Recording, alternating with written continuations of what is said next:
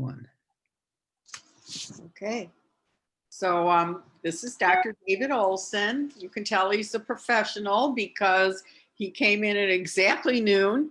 He is a professor in the Department of Criminal Justice and Criminology at Loyola University Chicago and is a co-director of its Center for Criminal Justice Research, Policy, and Practice.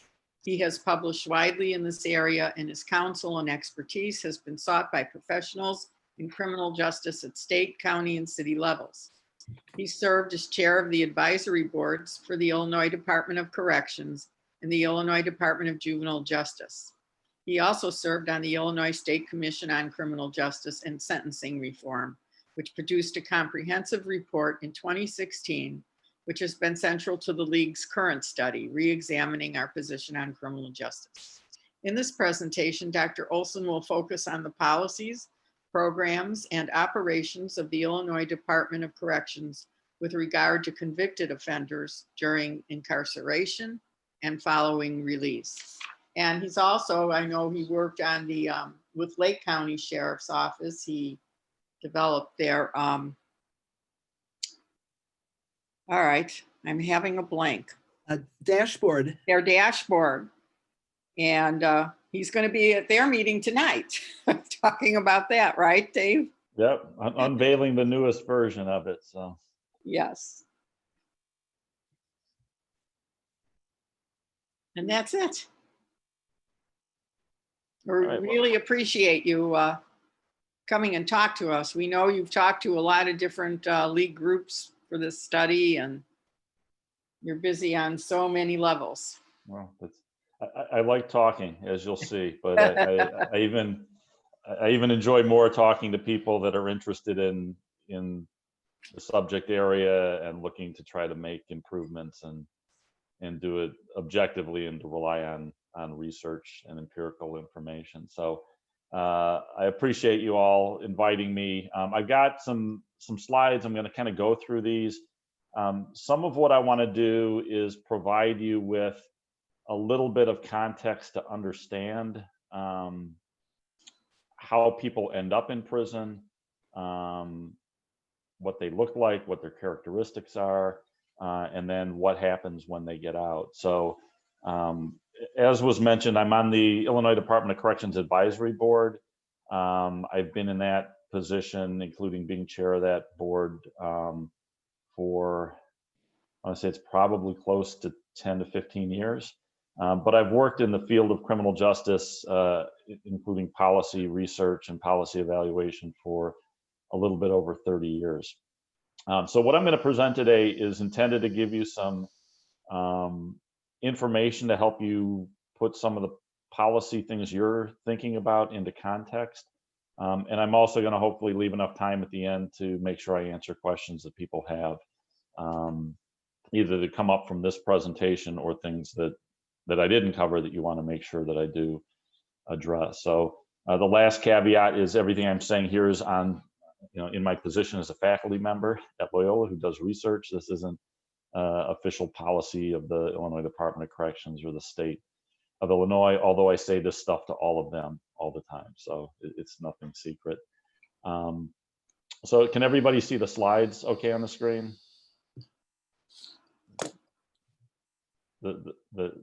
Or someone just give me a thumb up. Yes, I can see them. I assume everybody else can. Okay, all right, great. So what I want to talk a little bit about is giving you some information so you understand how people end up in prison, how they get released from prison. That requires a little bit of discussion about the structure of Illinois' sentencing scheme. Show you some information that gives you a sense of what the trends and patterns have been, because what we're seeing today is very different than what we saw 20 years ago, and that's very different from what we saw 40 years ago. And I think it's important to understand kind of where we've been, but also where we are, because I frequently hear people talk about patterns of prison use, and the reference period is 10 or 20 years ago. And it's important to recognize that things have changed a lot since then. I'll talk about who ends up in prison, how long they stay there, and then at the end, I'll talk about some of the areas and opportunities for reform, including some of the questions that I think you guys have been discussing or debating. So to get into it, the first thing I want to make sure everybody has in terms of context is to understand what crime looks like in Illinois. One of the things that we oftentimes get influenced by, or what drives policy, is what is our perception of what crime looks like. So when we look at crimes that get reported to the police in Illinois, very few of those crimes, less than 1% of the crimes that get reported to the police in Illinois is the crime of murder. The next least frequent crime is criminal sexual assault, followed by robbery, followed by aggravated assault. So these crimes comprise what we call the 4 violent index offenses. And as you can see here, these 4 violent crimes account for less than 20% of the crime that occurs in Illinois. When we start looking at property crimes like burglary, theft, and motor vehicle theft, that's where we see the majority of crimes that occur. And the reason why I provide this context is if you're a regular consumer of the news, you are likely only going to ever be exposed to murders. That's the crime that tends to be covered by the media. That's what we see on the TV news. In some instances, we'll hear about rapes that occur, but rarely do we ever hear about these other crimes, which constitute the majority of crimes that the justice system has to respond to. And so I bring that up because a lot of the policies we developed in the 1980s and early 1990s that have gotten us to the situation we are today with respect to incarceration was driven by our concerns over murder or other very specific violent crimes. The other thing to put into some context is information about what we've done in terms of our response to violations of drug laws in Illinois. So in Illinois, arrests for marijuana offenses, you can see the line here, started to increase a lot in the early 1990s. And arrests for marijuana law violations peaked around 2011 at around 60,000. Since then, it's dropped dramatically, in large part to changes in Illinois law. So before marijuana was legalized for recreational use this year, in 2017, there were some changes to Illinois law that decriminalized the possession of small amounts of marijuana, meaning that it was no longer a violation of state law, but it could still be a violation of a municipal ordinance. The one thing that's important to understand about marijuana laws is a lot of people assume that the change to our marijuana laws would have a profound impact on our prison system. The important thing about our marijuana laws is historically, even when marijuana was not legalized, the possession of marijuana was a misdemeanor offense, meaning that if you were caught in possession of marijuana and convicted, you could not be sentenced to prison, given how our state sentencing structure works. More importantly, from the standpoint of prison populations, was the change we saw in arrest patterns for violations of what's called Illinois' Controlled Substances Act. This set of laws is what governs the illegal possession or sale of pretty much all drugs other than marijuana. And what you see in this graph is, starting in 1988, there was a dramatic shift in enforcement strategies around drug law violations. This is what many people refer to as the war on drugs. This was an initiative under President Reagan, where the federal government provided financial resources to state and local units of government to specifically focus on the enforcement of drug laws that didn't include marijuana. Marijuana was never really the focus of the war on drugs. It primarily was focused on cocaine heroin, and then later methamphetamine. And so you see an enormous increase as a result of this shift in policing priorities, where the number of drug arrests went from about 10,000 a year for Controlled Substance Act offenses, from about 10,000 a year, and it peaked in 2001, where it was close to 60,000. Importantly, during this period of time, when the arrests for these offenses increased so much, evidence indicates that the use of these drugs had actually been going down. And the use of these drugs had actually been going down since the 1970s. So it really did reflect a change in police focus and priority. And then starting in the 2000s, we started to see a number of agencies, including the Chicago Police Department, change its approach to drug enforcement, and that explains the drop that we've seen. All right.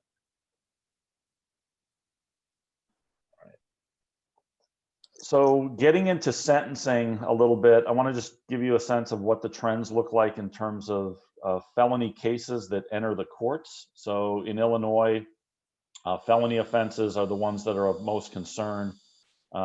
Generally, they're considered to be the more serious crimes, but they're also the ones that do carry the possibility of a prison sentence if someone's convicted of the offense. These are going to be driven by how much crime there is, how many arrests that the police make, but also the priorities of the locally elected state's attorneys in each county as to which specific types of crimes and cases they want to invest their resources in prosecuting. That'll also affect the number of cases filed. So, and then we'll talk a little bit about the sentencing structure and how that affects the correctional population. So when we look at the felony cases filed in Illinois courts, so these are the cases entering the court system, you can see here that during the 1980s through the 1990s, there was an enormous increase in the number of felony cases going into the court system. This increase is caused by a couple factors. One is that during the 1980s and early 1990s, there was an increase in crime. There were more crimes occurring in the state. In addition to more crimes occurring, it was also this period where there was an increased focus and emphasis on drug enforcement. And again, we saw earlier that the arrests for the non-marijuana offenses, which are all felonies, dramatically increased. So that's why we saw such a large increase in felony cases entering the system, it was more crime, but also an increased emphasis on enforcement of drug laws.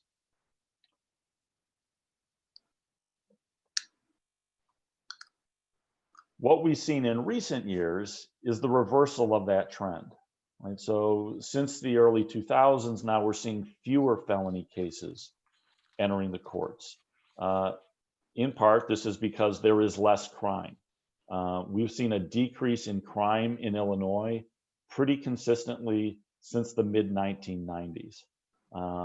When I present that, I oftentimes get reactions of, "Are you kidding me?"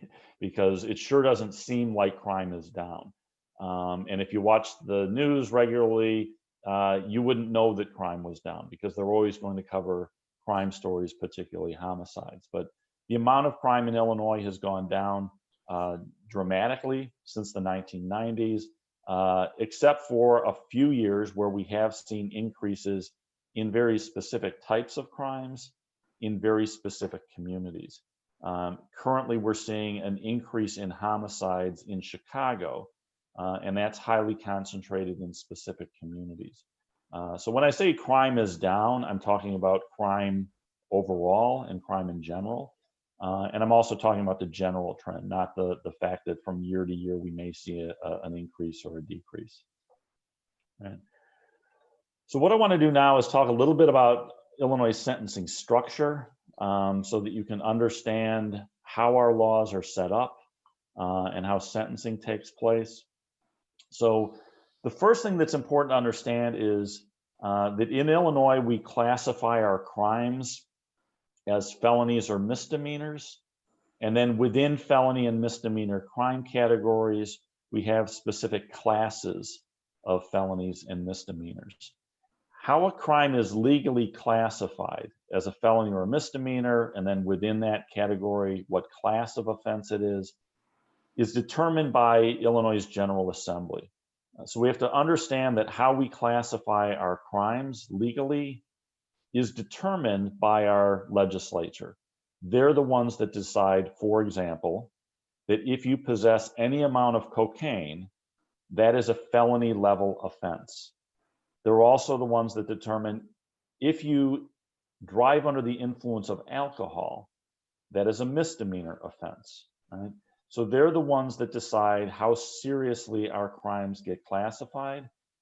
There's opportunities for them to change that. So if they want to make a particular crime more severe from a legal classification, they can move it from a misdemeanor to a felony, for example. They can also determine that the way that we've got our crimes classified perhaps are inappropriate, and perhaps we should take some felonies and make them misdemeanors. The important thing is ultimately that's up to the General Assembly to decide. That's a legislative decision. The other thing in Illinois that's important to understand is with our sentencing structure, we have in place what's called a determinate sentencing scheme. Determinate sentencing means that when a judge imposes a sentence, that sentence is served by the individual minus any credits they may get for their sentence.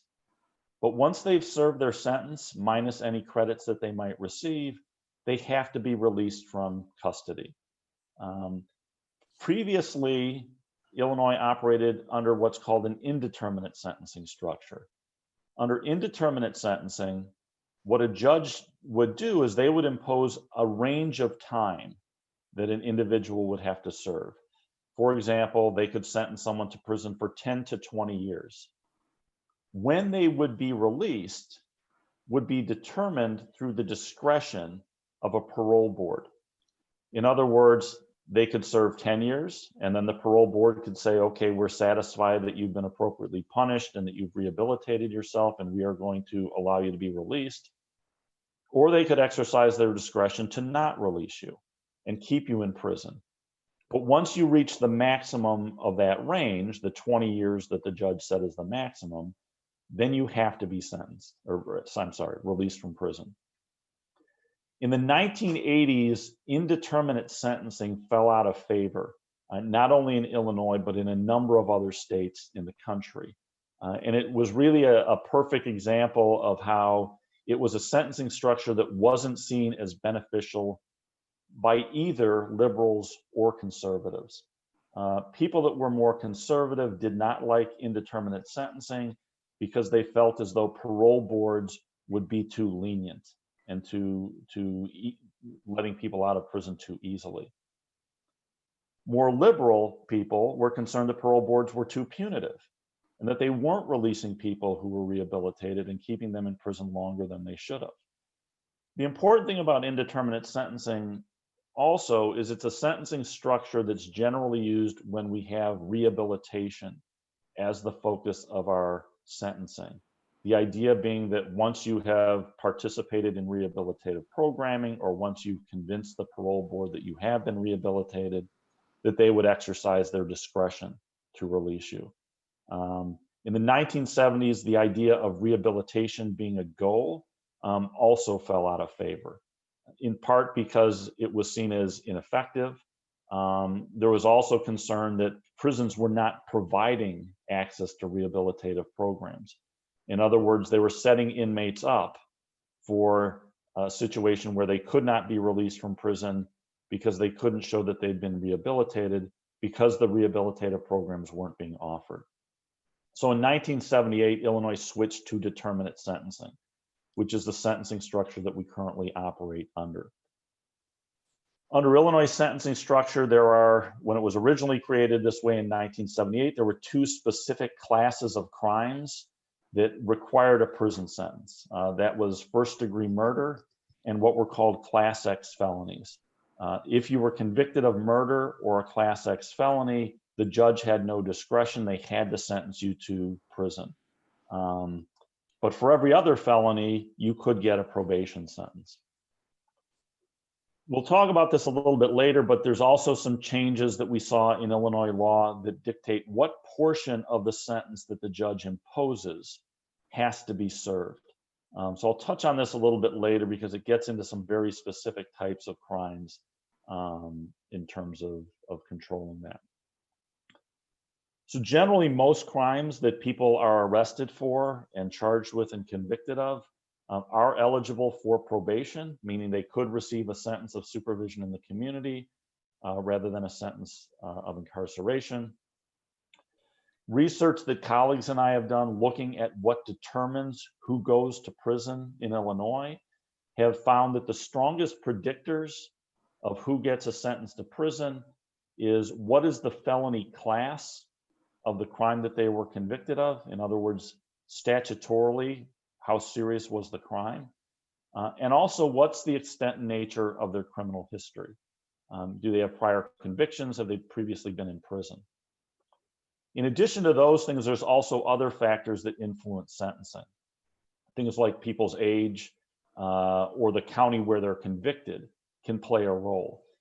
Importantly, in Illinois, decisions about sentencing are a local decision. They're driven primarily by locally elected prosecutors and judges.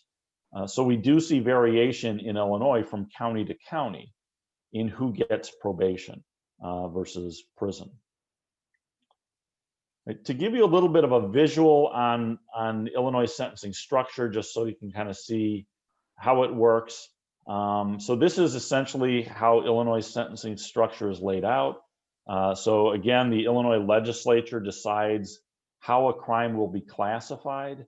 Will it be a felony or misdemeanor? And if it's going to be a felony, is it going to be a class 4 felony, which is the least serious felony, or is it going to be a class 1 felony, or is it going to be a class X felony? So the way that the sentencing works is, for example, if you are convicted of first-degree murder, right, the judge has to impose a prison sentence because probation is not allowed. And the law dictates that the judge has to pick a sentence somewhere between 20 years and 60 years. For the case of first-degree murder, they can also go above the 60 years when there are specific elements of the crime present, including they can impose sentences of up to natural life. In addition to the prison sentence, the state statute also dictates how long the person will be supervised once they get out of prison on mandatory supervised release. And essentially, it corresponds to the felony class of the crime that they're convicted of. At the other end of the continuum for felonies, we have class 4 felonies. Class 4 felonies are eligible for probation. So if you are placed on probation, the judge can give you a probation sentence of up to 2.5 years. Or if the judge decides to sentence you to prison, he can pick a sentence somewhere between 1 and 3 years. And that would be followed by 1 year of mandatory supervised release or parole supervision in the community. The important thing about the length of mandatory supervised release is this structure was created in 1978. We know a lot more about human behavior and what's effective 40 years later, but we still operate under the same structure. How long you're supervised on mandatory supervised release is dictated solely by the felony class of the crime you're convicted of. So if you go to prison for a class X felony or murder, you get 3 years of supervision. If you go to prison for a class 3 or 4 felony, you get 1 year of supervision. Importantly, the length of your mandatory supervised release has nothing to do with the risk that you pose for public safety. It has nothing to do with the needs you may have upon release from prison. And I'll talk a little bit about that later. All right, so in terms of sentencing in Illinois, when we look at what percent of people get probation, of those convicted of murder and class X felonies, nobody gets probation because that's not an allowable sentence. For the people that get convicted of a class 1 felony, about 47% get probation. And you can see as you move through the felony classes and go from the more serious felony classes to the least serious, you see the percent getting probation increase. Overall, last year, about 2/3 of people convicted of a felony in Illinois received a sentence of probation. When we look at things over time in Illinois, we see some fairly dramatic changes in recent years, but also some gradual changes in the years previously. So what this is showing you is over the last 40 years, what percent of people convicted of a felony got prison and what percent got probation. And so what you can see here is from the 1980s to the mid 2000s, we saw an increase in the percent of convicted felons going to prison. It moved 10 percentage points from around 40% of all felons going to prison to about 50%. Just this change in the likelihood of going to prison equates to almost 6,000 more sentences to prison, just because the courts got more punitive, just because the likelihood of convicted felons going to prison increased. What we've seen in recent years is the opposite trend, right? We've seen a drop in the likelihood that convicted felons would be sentenced to prison, going from around 50% in 2010 to about 38%. In other words, a 12 percentage point drop, right?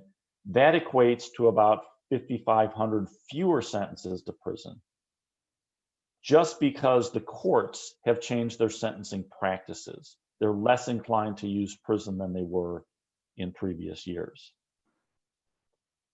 So what all of this collectively has done is it's increased the number of people under the custody of the criminal justice system for a felony in Illinois. You see that during the 1990s, it essentially doubled from around 60,000 people under the supervision of the system to over 120,000. And then in recent years, we've seen a decrease of about 14% in the sheer number of people under the custody of the criminal justice system.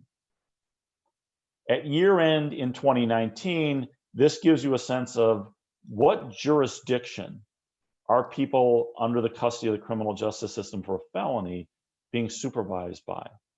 So you see here that about 45% of all the people at the end of 2019 that were under the supervision of the justice system for a felony were on supervision in the community under probation. And in Illinois, probation is a local function. It's carried out by county probation departments, and it's under the judicial branch of government. About 1/3 of people are in prison, meaning they're behind bars, located in prisons throughout the state. And about 20% are on supervision in the community, but under mandatory supervised release. These are individuals that are under, in quote, parole supervision in the community. This function is the responsibility of the state government under the executive branch. So this is part of the Illinois Department of Corrections, is supervision in the community for those on mandatory supervised release. So one way you can look at this is more than half of all of the people that are currently under the custody of the criminal justice system in Illinois for a felony are the responsibility of the Illinois Department of Corrections, either from the standpoint of housing them in prisons or supervising them in the community. Now, in terms of criminal justice reform or efforts to reduce prison populations, it's important to understand a couple fairly basic elements about correctional populations. Essentially, what influences how many people are in prison is a function of two factors. It's how many people are admitted to prison and how long do they stay in prison. And so efforts at reducing the size of the prison population generally focuses on either how do we reduce admissions to prison from courts, or how do we reduce the length of stay in prison, or how do we reduce recidivism or the return to criminal behavior of those released from prison so they don't cycle back and start this process over again. And so I want to talk a little bit about just the trends in Illinois' prison admissions and exits and population to give you a sense of what it looks like historically. This gives you a sense of what Illinois' prison population looks like over the last 50 years. So we had a prison population that was below 10,000 for much of the 1970s. And then we began to see it increase, reaching its peak of almost 50,000 inmates around 2014. When we look at admissions to prison, it follows a somewhat similar pattern, but you can see that admissions to prison started to drop fairly dramatically around 2008, 2009. But the prison population itself didn't drop as dramatically as quickly. And part of that is because the numbers of people in prison that have to stay for long periods of time doesn't necessarily change with the admissions. Some of the things that drove this included the war on drugs that we talked about, with the increased arrests for drug law violations. We also saw record levels of violent crime in Illinois in the late 1980s and early 1990s that not only led to more arrests for serious violent crimes, but a lot of changes to our sentencing structures and practices because of this concern for violence. One of those was the implementation of what's called truth in sentencing in Illinois. Truth in sentencing was implemented in 1998. The most important thing about truth in sentencing is what it required is that those people who go to prison for very specific violent crimes are required to serve either 100% of the sentence the judge imposes or 85% of the sentence. In other words, they're not able to earn time off their sentence for good behavior, or they're not able to earn time off their sentence because of participation in rehabilitative programs. And I'll touch on that a bit later. We reached the peak in the war on drugs in the year 2000. In 2009, we had a slight change to our awarding of sentencing credits to inmates that caused an increase in the prison population. And then in 2015, a Blue Ribbon Commission was formed by the former governor, Governor Rauner, that sought to come up with recommendations on how to safely reduce the prison population through different reform efforts. The goal of that commission was to reduce the prison population by 25% by the year 2025. Between that commission's formation and the end of last year, Illinois' prison population had fallen 21%. I'm not talking a lot about the year 2000 yet, because the jury's still out as to what things are going to look like. There have been a lot of changes with sentencing, including the suspension of sentencing and the suspension of admissions to prison because of COVID. So there's a fairly large drop in the prison population in 2020 is partly driven by that, and likely will rebound to some degree once sentencing practices begin.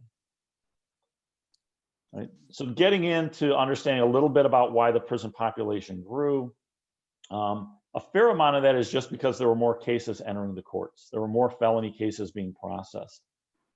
We also saw an increase in the likelihood that people would be sentenced to prison. That explains about 15% of the growth that we saw. But almost half of the growth in the prison population is because of longer lengths of stay. People are just staying in prison longer because of longer sentences, because of truth in sentencing, and because of some restrictions in the awarding of sentencing credits that would allow people to get out of prison sooner. Right. I'm going to skip over a couple things because I want to get to towards the end and have some questions, or have an opportunity for some questions. So one thing we've seen in the last decade or two in Illinois is we've seen fewer admissions to prison. We've seen some drop in the prison population. We've also seen a change in what the composition of the prison population looks like. If you look at who was in prison in the year 2000, you see that about half of the people in prison were there for a nonviolent crime. They were there serving a sentence for a drug law violation or for a property crime.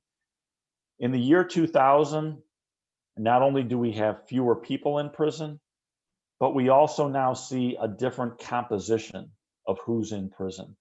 At the end of the state's fiscal year 2020, which was June 30th of this year, only about a quarter of the people in prison were there serving a sentence for a nonviolent crime.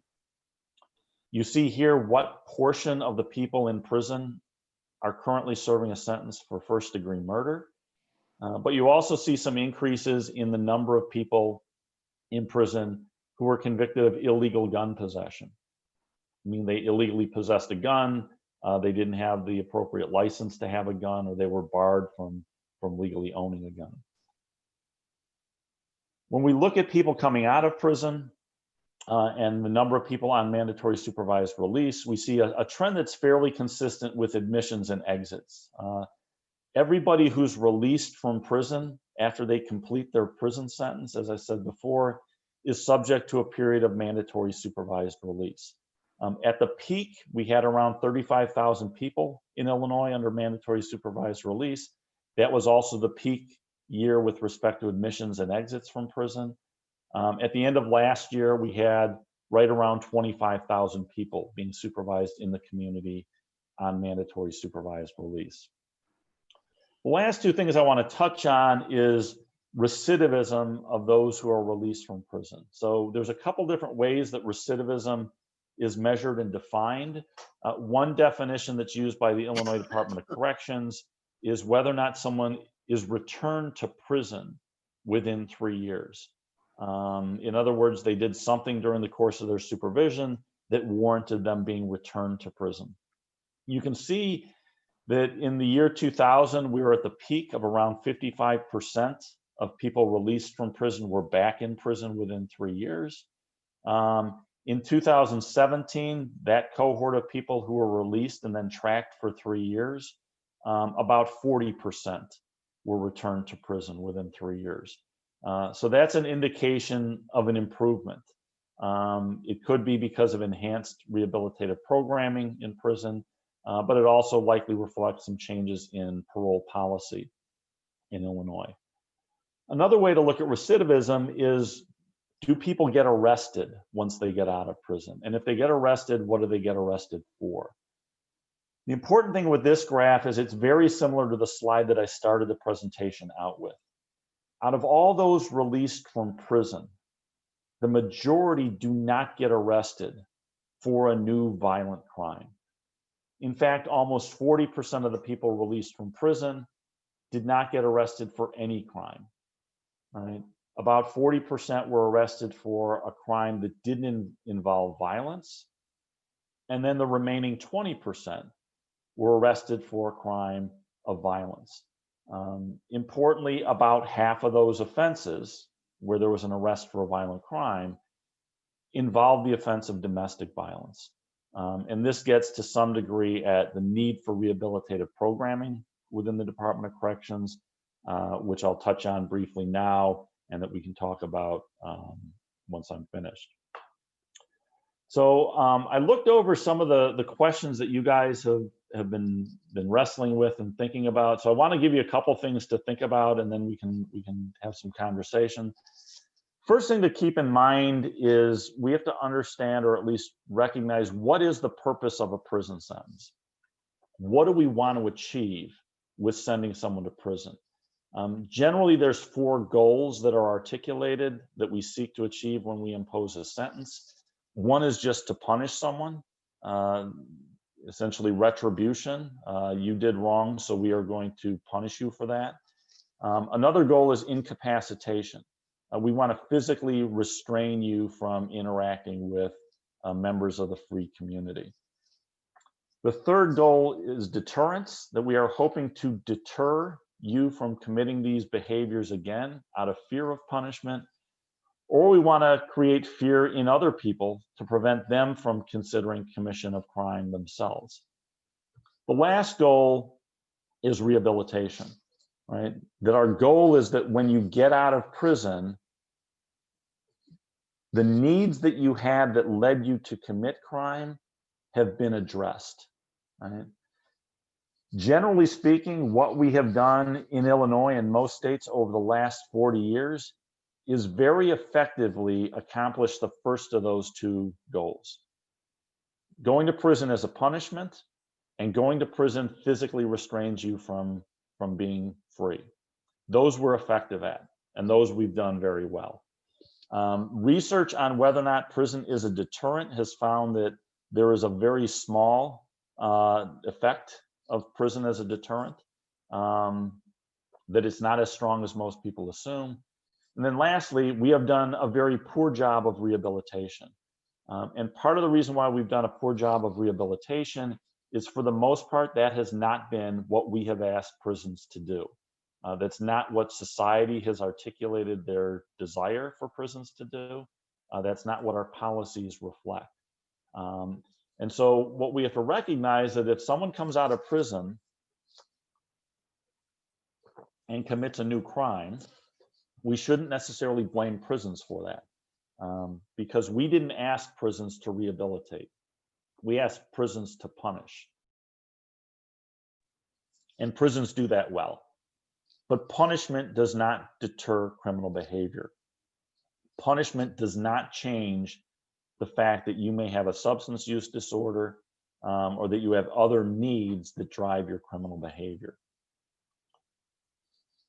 We'll talk a little bit about sentences for murder in a second. I want to cover a couple other things before we get into that.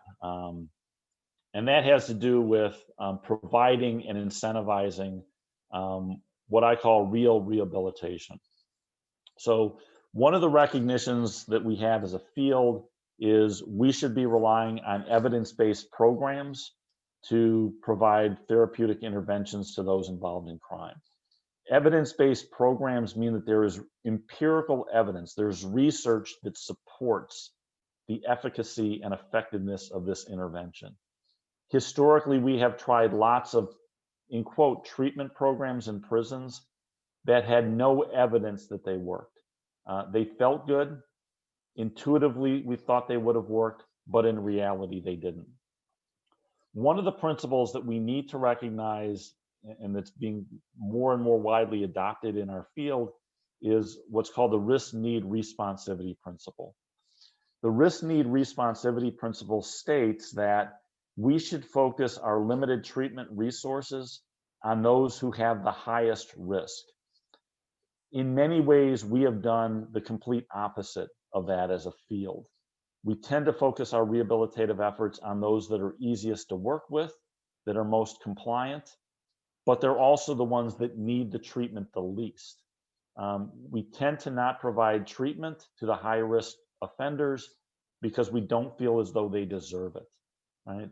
So we withhold treatment from those who are the highest risk.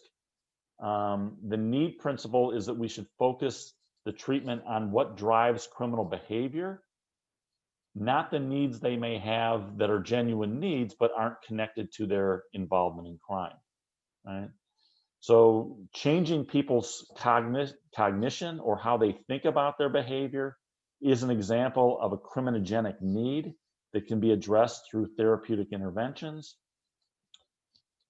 Getting a good paying job, while it may be a need, it likely does not drive a lot of the criminal behavior, right? The other thing that we have to recognize is that for the population that's in prison, we need to incentivize them to participate in rehabilitative programming. They tend to not have a lot of trust of government. They don't tend to have a lot of trust of the justice system. We need to incentivize them to want to access and participate in treatment. And one of the policy recommendations that the Governor's Commission came up with to do that is to expand eligibility for what's called earned program sentence credit. What this does is if an inmate participates in a therapeutic intervention, they get additional time off their sentence for their active participation in that. The research that we have done has found that when you offer that incentive, individuals are more likely to enter treatment. They're more likely to stay in treatment until the end. And the completion of that treatment actually reduces their likelihood of recidivism, meaning they don't go out of, they're not released from prison and commit more crime. The last thing to consider is mandatory supervised release. And that's the period of time after people get out of prison. How long should they be supervised? What should the conditions be? And what really is the purpose of mandatory supervised release? And so in terms of the length of mandatory supervised release, one of the recommendations of the Governor's Commission is we should do away with the statutorily mandated lengths of mandatory supervised release that I mentioned earlier are dictated by the felony class of the crime that someone went to prison for. Rather, the length of time should be based on their risk level and their needs. But it shouldn't be more than 18 months, because after 18 months, we're really not in a position to provide any more effective intervention.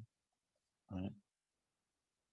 The last thing I want to just mention, and then we can have some discussion, I'm happy to answer some questions, is the question about what do we do with that most serious offense of first-degree murder. Right? As I said before, 1 in 5 people in prison right now in Illinois is serving a sentence for first-degree murder. Right? First-degree murder is an offense that we can all agree is the most serious offense that can be committed. What we have to wrestle with is what is the appropriate response to that offense. In Illinois, it's always been required that if you commit first-degree murder, you have to be sentenced to prison. Right? What we have done over the years, though, is we've changed how long we want you to be in prison. Right? We have to recognize that most people who are in prison for murder committed this offense before their 25th birthday, before they were fully developed cognitively. There's a growing body of science, and you all, I think, mentioned it in some of your working notes, this idea of emerging adults, that while legally an adult, cognitively, most people don't have adult thinking patterns until they're 25. Right? They're impulsive. They don't think about the consequences of their behavior, and that puts them in risky situations. Right? So most of those in prison for murder were younger than 25 when they committed their offense. Currently, the average age of those in prison for murder is around 45 years, and most of them will be in prison past their 60th birthday. One of the things that we've seen change in Illinois because of truth in sentencing is how long someone will serve in prison for the offense of murder. In the 1970s, the average amount of time a murderer spent in prison was around 10 years, which currently is about what the average length of time someone serves in prison for murder in other developed countries. In the 1990s, that had gone up to an average of around 20 years. Right now, the average length of time someone will serve in prison for murder is around 45 years. So you can see that we've dramatically increased how long people are going to serve in prison for this offense. It's going to keep them in prison until they're much older than had been the case historically, which has implications for medical care. The other thing that we have to recognize is after a certain point, the risk to public safety is low. And all we're really doing by keeping people in prison for really long periods of time is ensuring punishment, right? We spend a lot of money on punishment, right? And that is one of the goals of sentencing. What we have to ask ourselves is, at what point is spending money on more punishment too much money? And one way to think about that is we spend a lot on punishment. Do we spend a lot to support the family members of victims? And it was really one of the things that became clear in the Governor's Commission when we heard public testimony, is hearing from the survivors of homicide victims and their concerns about how very little was provided to them in terms of services and support and counseling and those kinds of things. There's an assumption that all victims want long prison sentences, but after a certain point, we also have to ask, how much do we owe the victims in terms of the need to provide them with some support and services?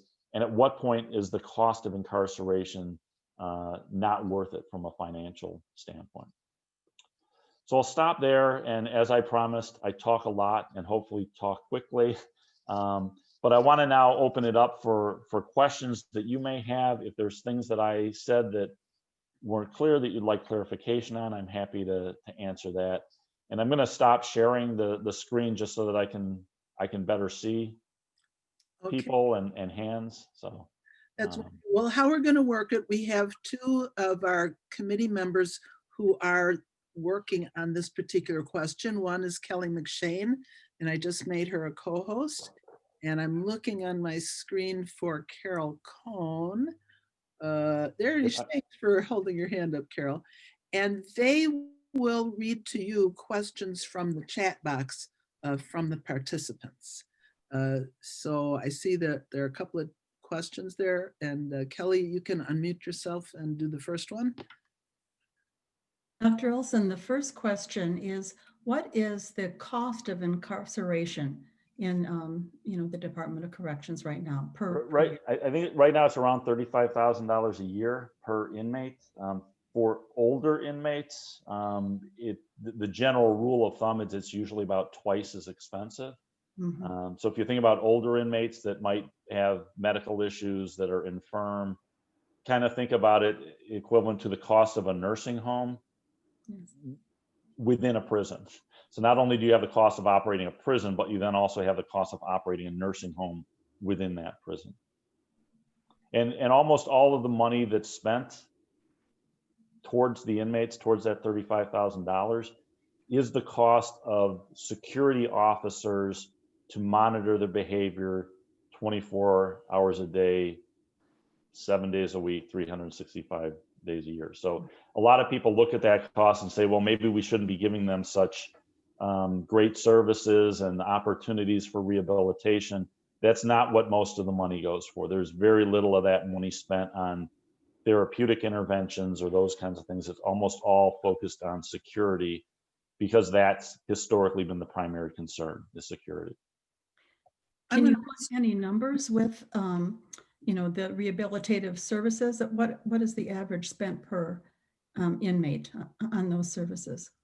That one I don't have. I'd say that it's very small, in part because, at least what I think of as therapeutic interventions is treatment programs that are focused on reducing involvement in crime. So things like substance abuse treatment or cognitive behavioral therapy. I'm not counting things like medical care, which is something that every inmate has to have. Some research that we did a few years ago found that about 15% of those who need drug treatment are able to get it while they're in prison. So that at least gives you some sense of how many resources are allocated towards rehabilitation. It's very small. Right? Yeah. If you could make a single recommendation regarding the current practices at the IDOC, what would it be? Keep moving in the direction you're moving. So that they are trying to improve things. Everybody I've met with that says, what should we do to improve the system? I point to the Governor's Commission report that came out in 2016. When the new governor's administration came in and they asked me, what are your ideas? I said, look at that document. It was a bipartisan commission. All the recommendations were supported by the majority of members. All those things make sense. Work on those. And they're trying to do that. The challenge, like I said, for 40 years, the focus and priority has been punishment. Where we put prisons, how we staff prisons, has been based on that principle. Now we want to try to change it. And we're essentially stuck with where the prisons are located. They're located in rural communities where the ability to attract qualified therapeutic staff is challenging. Most of the staff are correctional officers, and they can't easily be fired. And the prisons were primarily designed to incarcerate. They weren't designed to have space and capacity to provide treatment programming. So they are moving in the right direction, but it's one of those difficult ships to turn. It requires a change to the culture and the priority, but there's currently movement towards that, where they're trying to now increase treatment services. They're trying to improve what's provided to inmates upon release, those kinds of things. Just a follow-up to that, one of our members wants to know what reform initiatives in particular are most important to reduce incarceration in the first place. I think it's two things. One is to get the public to understand, which then hopefully translates to getting the practitioners to understand that using prison, while it's really effective at punishing, it does not advance our goals with respect to improving public safety. It feels good to many to punish, but in the end, we don't necessarily get safer communities. Research we've done in places like Rockford found that if you put someone on probation or prison, all things being equal, people on probation have lower recidivism rates, right? So if you want public safety, if that's really your goal, then don't rely on prison. Granted, there are crimes, and I'm not an abolitionist with respect to prisons. There are crimes that people need to be punished for. And there are people who are too dangerous to treat in the community. And so prison is an appropriate place for them for punishment. It may also be the best place for rehabilitation. But at some point, we have to recognize that the punishment's over and the rehabilitation's worked, and it's now time to release people. So you see that in a lot of jurisdictions, that prosecutors have changed their approaches. In quote, progressive prosecutors are being elected across the country that are saying, I'm not here just to send people to prison. I'm here to make my community safer. And if that means I'm putting someone in the community and getting them the services they need, that's what I'm here to do. And you see that in a lot of places.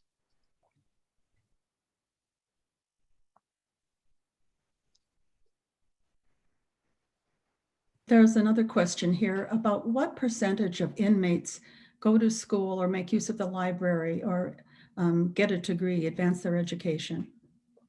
I don't know the numbers offhand. I'll say that educational programming is one of the more widespread things that they've got in most institutions. The important thing to understand, though, is what drives people's criminal behavior. And while education is good, most people are not in prison because they don't have a good education. Most people are in prison because of how they think about their behavior and how they think about criminal behavior and what's influenced that. So giving them an education is wonderful. It's something that we should pursue. That alone is not what changes crime. It's changing people's social cognition and how they think about their behavior. And opportunity. The other challenge is, you can give someone a college degree in prison. When they get out, they're still a convicted felon, and there's still a stigma to that society has to overcome. Are the data that the statistics you gave based on readily available data, and are they reliable? They're reliable. How readily available they are depends on how much you like working with numbers. Pretty much everything I presented here in theory is available somewhere publicly. It takes a lot of digging, it takes a lot of analysis, it takes a lot of research to produce it. So it's out there. It's one of those where you really have to understand what you're looking for and how to analyze it to divine, in quote, truth from it. The prison system does a really good job at counting how many people are there. That we have no questions about. Whether or not a program is effective or reduces recidivism, that you should be leery about. You should really look at the source, the rigor with which the research was done, because that's a lot of my job is telling people that program probably doesn't work. Whoever told you it did, maybe they were very charismatic.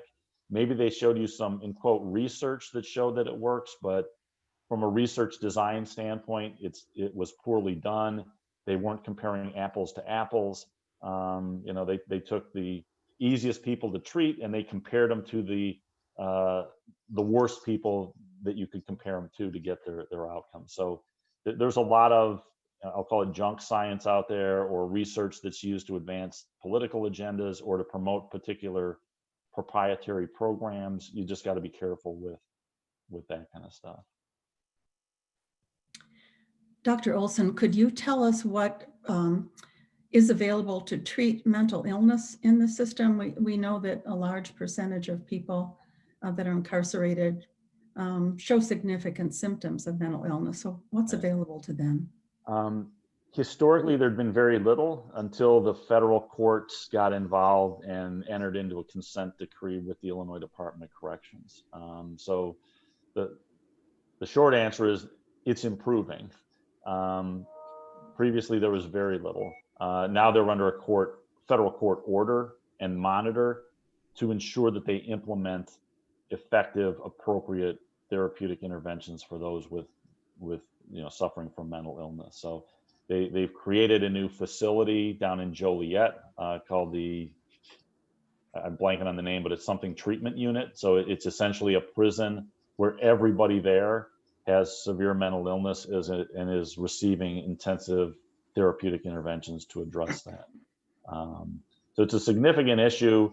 It's also one to think more broadly about mental health. As you get an older population that's in prison, you're starting to see more things like dementia, Alzheimer's, and things of that nature that, again, historically you wouldn't have seen that often because sentences weren't so long. People weren't aging out in prison like they are now. So.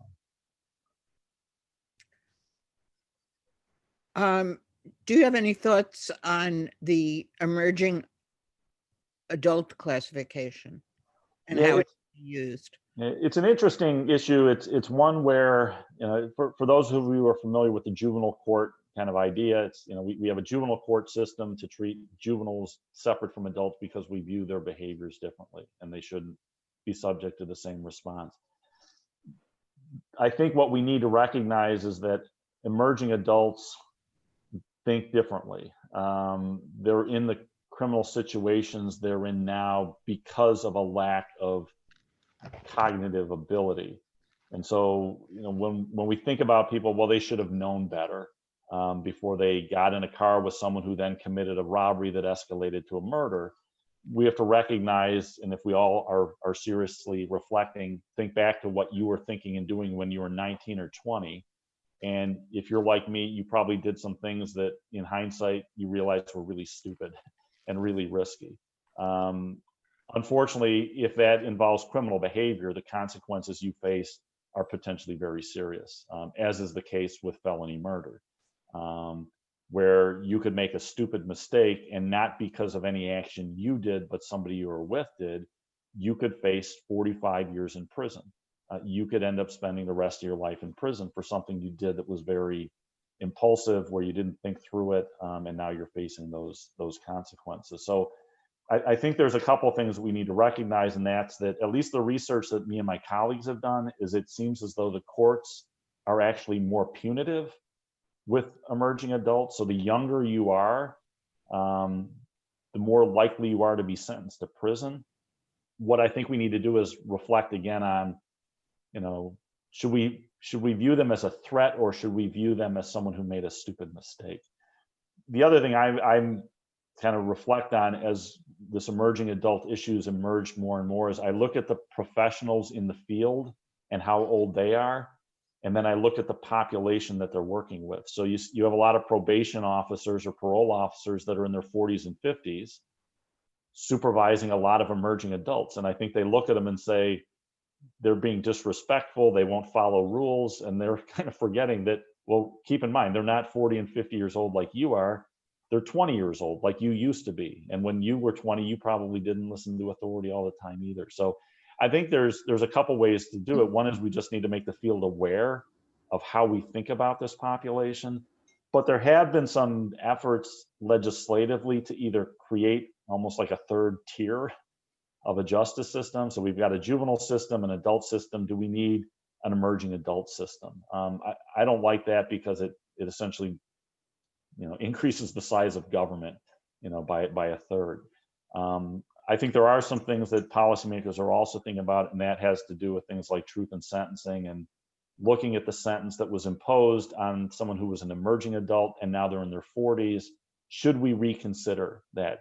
In other words, should we maybe bring back some of the thinking behind indeterminate sentencing, where we look at that case and say, They've been a model inmate. They participated in all these programs. What they did when they were 20 was stupid.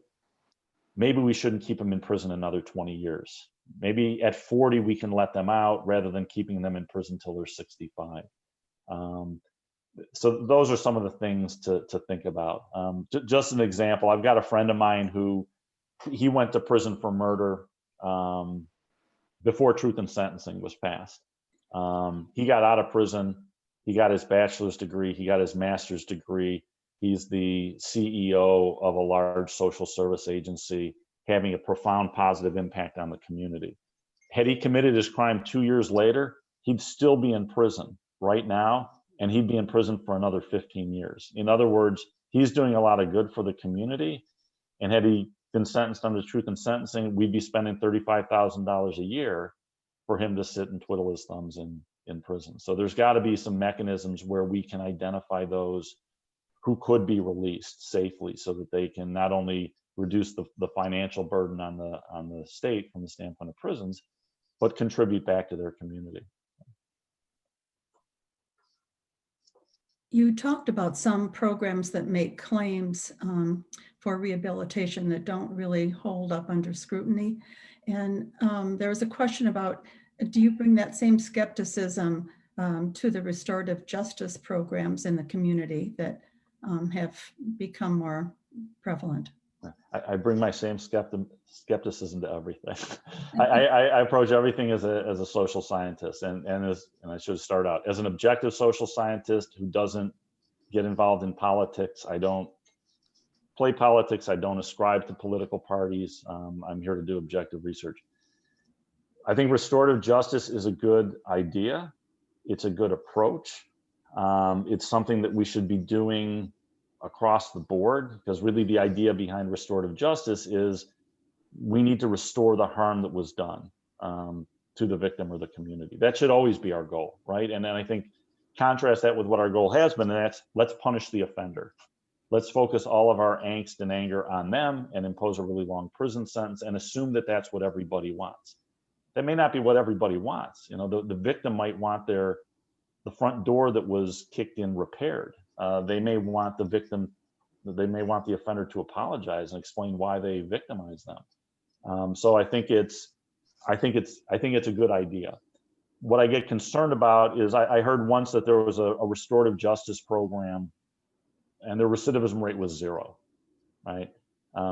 My rule of thumb is if you ever hear of a recidivism rate being 0, either they define recidivism differently than everybody else, or they were working with a population that was so low risk that they weren't going to offend anyway. They weren't going to reoffend anyway. So that's my only caveat. If the results sound too good to be true, they're too good to be true. What we found and what the science has found is if you can reduce recidivism from 50% to 30%, you are really doing a great job. That's a really effective program. That's an evidence-based program that's applying all these principles. If you reduce it to 0%, you've got a weird definition of recidivism, or you're dealing with a population that didn't need it in the first place.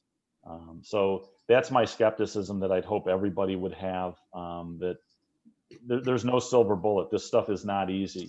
You're dealing with human behavior. You can only control so much of their environment and what they're exposed to. So reducing it from 50 to 30%, we should be happy with that. That should be something that we celebrate. The concern I have is oftentimes politically and in the media, we focus on the 30% that's still recidivated and say, well, look, they went through treatment and some of them are still committing crime. Yeah, they are, because we can't address everything through therapeutic interventions. But we reduced it, and people are safer because of it.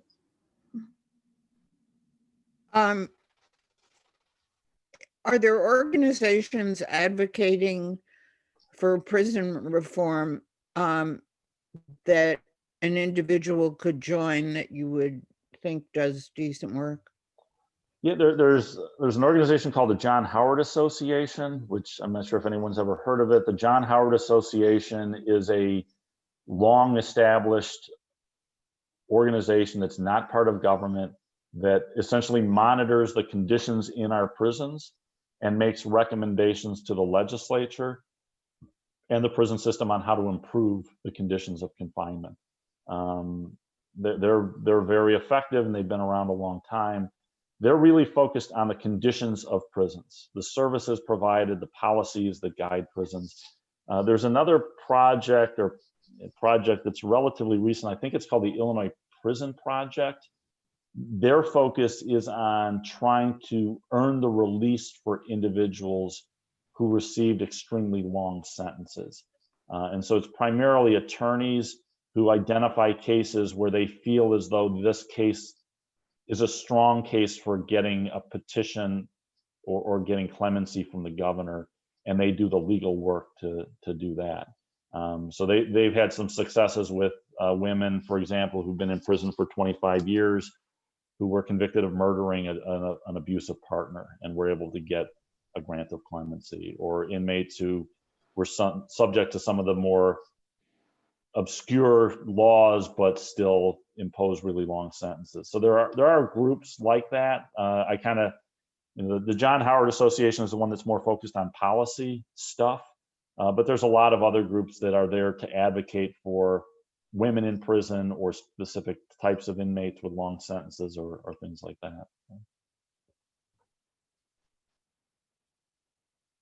As you may know, the work of the League is in our criminal justice study has drawn heavily from the Illinois Commission on Reform in Criminal Justice. I'm wondering if you could tell us about where the pushback comes for people that don't agree with the recommended reforms. Yeah, I think part of it, and that's why I'm happy to do things like this, part of it is educating people that not everyone in prison is there for murder. Even the ones that are there in prison for murder maybe don't need to be in prison forever. So a lot of it is just making sure that people are aware of what reality is. Don't get swayed by smooth talking politicians that would lead you to believe otherwise, because that's really how we got into this situation. And again, it's not political parties. I pointed out Ronald Reagan's war on drugs, that created a lot of the situations that created the problems we're in. But Bill Clinton was also an equal contributor to this with some of the policies that he advanced. So really the important thing is making sure that you're educated. A lot of the pushback comes from people that says, that doesn't make sense. Why should we treat high-risk people? Because intuitively, that doesn't sound like it would make sense. And my response is, you realize that high-risk people do get out of prison, right? They are released eventually.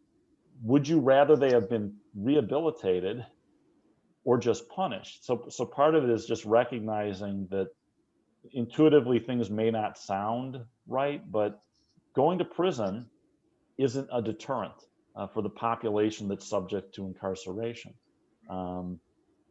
It's nothing they haven't experienced in terms of trauma and harm and things in their everyday life. So it's not necessarily a deterrent. I think a lot of the pushback will come, and it's going to be interesting to see what happens, because I saw that the governor announced yesterday that part of the strategy for reducing the budget hole is going to be to reduce the number of prisons and close prisons in Illinois. That's where the biggest political pushback will come, is what we've created in Illinois is a system where there are a lot of communities that have relied on a prison for their economic development. It was a policy that we pursued in the 70s, 80s, and 90s that now we are having to think about. The prison population today, I think, is below 30,000. It was 50,000 just 6 or 7 years ago. At a certain point, we will not need as many prisons as we have right now. But closing those will prove to be difficult, which is why we haven't done it. We have not closed a prison in Illinois, I believe, since around 2002, when the Joliet Correctional Center was closed. But we built an addition onto another prison to accommodate it, right? So that's where the biggest political pushback will come, that The labor unions get involved in that. The communities where these prisons are located in will be complaining about it and fighting it. But the analogy that I give is there was a lot of concern over the coal industry in the United States, and we need to prop up the coal industry. And I think that at least my limited understanding of energy policy is coal is an inefficient source of energy, right? We've developed beyond the reliance on coal for energy. We need to think about prisons the same way. Prisons were a policy response to a problem that we established a long time ago, but our understanding of the problem has changed, right? We know better ways to produce energy now. We also know better ways to respond to crime. And so keeping prisons open just for the sake of keeping them open would be the equivalent of let's keep mining coal just because we want to keep mining coal, right? Because we want to provide those jobs. So that's what the challenge will be, is we need to figure out what's the replacement economy. When we close prisons, what do we do for the people that have become reliant on that for generations as a source of employment that provides good benefits and good health care and all those kinds of things. That'll be the difficult thing. But hopefully with that also comes the transformation of what is the purpose of prisons. And maybe this is an opportunity to say, let's start changing how we think about them. Maybe they should be more therapeutic. Maybe they should focus more on some of these kinds of services. We have one more, well, maybe two. The transgender issue. Do you have any idea of the number of transgender individuals in prison in Illinois, how their assignments are handled, and what the issues are relating to their surviving? Yeah. I'll say my limit. I'll tell you what my limited knowledge is. It's relatively rare. There are not a lot of inmates that are transgender. The determination as to where they will be housed is based on a combination of medical considerations and safety considerations. So I know I was actually involved in kind of overseeing the discussion of a particular case where the primary concern was, can this inmate produce sperm or semen, right? Is there a risk that this inmate can actually get somebody pregnant? That's one concern. And then what's the risk of victimization that this inmate may face? And so unfortunately, when you have really small numbers of a population, it's difficult to provide good housing opportunities within prison because you can't have an entire facility dedicated to that population because there just aren't enough of them. So I know that there's been a lot of litigation as well in Illinois about what you have to provide to them, because the primary concern oftentimes, again, is security. We've got to make sure that this inmate isn't victimized. What's the best way we can do that? We don't let them out of their cell. So you see a lot of use of segregation, and it sounds as though it's a punitive response, but really the goal is we want to ensure that this inmate is not victimized. And there's limited tools that they have. So that's, I don't know a lot about the policy issue, but there's, again, it's at least a relatively small population in terms of size. It probably creates a lot of challenges though, even though it's a small population. Okay. That about wraps up what we have here. I'd just like to say that somebody said she just really loves your coal analogy. I'll give you one other analogy I thought of, and then I won't bore you with too much more. The other way to think about treatment in prison is, I was trying to think of an analogy related to the health things that we're all facing, right? Think about treatment in prison like this. If you had 100 people go to the doctor for every possible medical issue you could envision, cancer, sinus infection, broken foot, go through the list. If the doctor gave every one of them an antibiotic for their treatment, what would we call that? We call that medical malpractice, right? Yes. Right. And most of the people would not be cured, right? They'd come back to the doctor with the same issues that they presented with. In other words, they'd recidivate, right? They'd come back to their doctor saying, my foot's still sore, right? I still have cancer. We've done that in corrections for a long time, is we've committed malpractice. We provide the same therapeutic intervention to everybody, regardless of what therapeutic intervention they need, right? And because of that, we see high rates of recidivism, right? What we really need is the approach where we figure out what your individual needs are and we provide you with those specific services. And it's based on a risk assessment, and we have the programs and services available. The other malpractice analogy I can give you to kind of leave you with something to think about is we know what we can do in terms of treatment and therapeutic interventions to reduce crime. We know exactly what works and we know how to deliver it, yet we don't, right? That too is a form of malpractice. In other words, we know what we could do to reduce recidivism and improve public safety. We choose not to do it, right? We choose not to do it because we assume that the punishment should cure the behavior. We assume that everybody getting that antibiotic will be cured of their cancer and their broken foot and everything else that they have. And so it's really challenging us to say, we know what we need to do. Now we just need the political will to do it.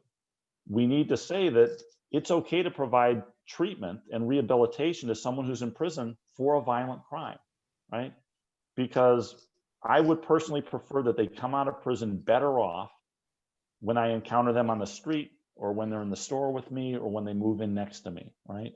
So it's really changing the way we think about what do we want prisons to do. Fortunately, what we've seen in the last 10 years in Illinois is we are relying on prison less.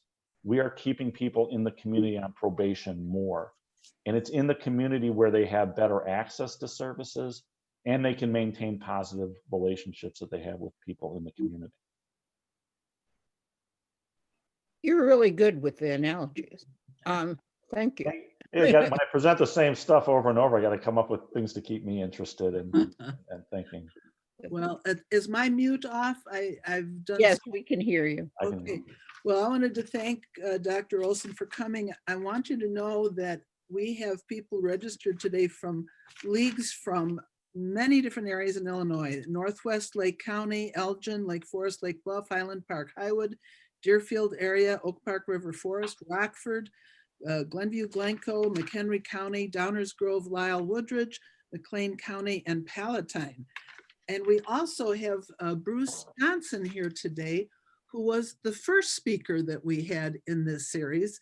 And Bruce, for those who don't know, is the CEO of Nicasa Behavioral Health in Lake County, was 10 years the police chief of Round Lake Park. And I don't know if he has anything particular to ask you. Bruce, did you have anything to say offhand? And Linda, I'm having trouble with my screen. Can you unmute Bruce, please? Okay, let me find him. Oh, there he is.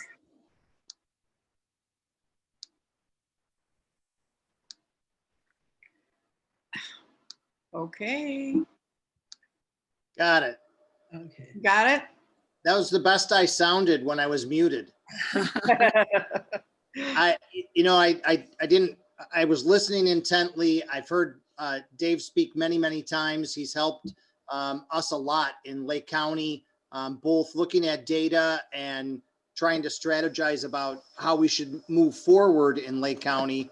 And the only thing I was just going to mention is just NICASA's experience with the Illinois Department of Corrections. There are some treatment prisons that Illinois has, Sheridan Correctional Center and Southwest Correctional Center, and they do a really wonderful job of substance abuse and some co-occurring treatment while the individuals are in prison, and actually shadow and see how they actually run that treatment prison. And exceptional job. I mean, their programming is evidence-based, very, very much about changing the way those individuals think, and also having them understand their triggers for why they commit crimes. So just thought it was exceptional.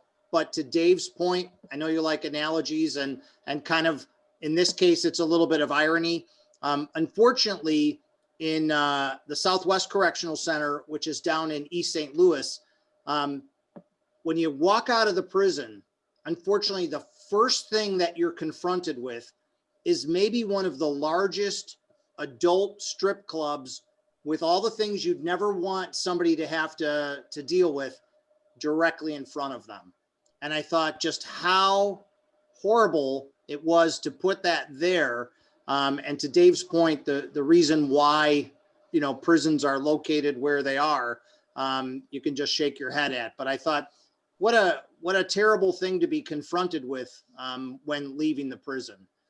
Just my little thought. But IDOC, I think, has made some exceptional advancements. I started policing in the early 80s, and I was watching the statistics that, you know, Dave had put out when I was a young police officer, and, you know, in the war on drugs and locking people up, and then later in my policing career, when community policing began to be really the push, and there was a lot of federal money to start community policing programs throughout the United States, there was a shift there too. And I think a positive shift that I hope will continue. But Dave, I love listening to you. I could listen to you. I think I'm gonna listen to you again tonight. Yeah, for better, for worse. And I had the benefit of spending 7 years at Sheridan and SWIC. So I actually evaluated those two prison programs. And that, to Bruce's point, those are the two prisons that are like the crown jewels of the Illinois Department of Corrections in terms of rehabilitation. The problem is they serve about 1,200 people a year, and there's more than 30,000 in the system. So that's the example. We know what to do. We, you know, when that prison was designed, it was designed, let's create a prison that has everything that all the experts say we should have. And we're going to put it there, and we're going to give people that service, and it works. And we evaluated it. We're in the process right now of reevaluating it because the evaluation's 10 years old, and you should continuously evaluate things. But if you're in the Illinois Department of Corrections and you don't go to one of those two prisons, then you're not going to get access to drug treatment, because that's about the only two places you'll go to get it. So there are efforts to create prisons that have some unique services, but their capacity is never going to be enough to serve the broader community. So, Dave, just to make you smile, I'm also a graduate of Lewis University, and many of those that are incarcerated, Stateville, et cetera, can get their degree from Lewis University, the same degree that I have, which is, I think, great. Yeah. Linda, I'll let you close out the program. Okay. Thank you very much again, Dave, for your presentation. It was great. We had a lot of questions for you, and we've learned a lot, and hope that when we finish this and have a new and improved study to go by, we can start working on some of these problems. And thank you, Bruce, for your input. And if anybody has any questions, feel free to get in touch with me. I'm happy to talk one-on-one or do presentations for other groups, or answer questions that you might have had that you didn't get answered. So thanks again for having me. That's terrific. I'm going to stop the recording, and then we have our Lake County meeting, which you're welcome to stay and be part of it, but I'll stop the recording right